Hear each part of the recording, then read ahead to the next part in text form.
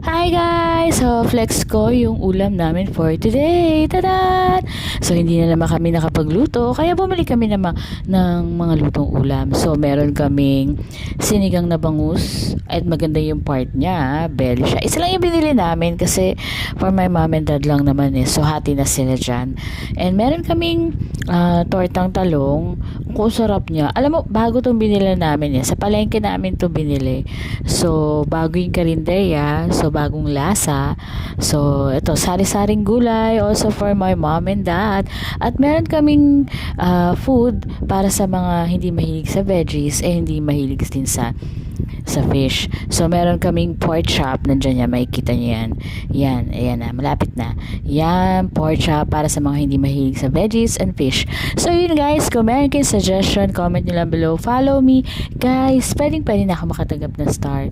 So, yun, magandang araw sa inyo lahat.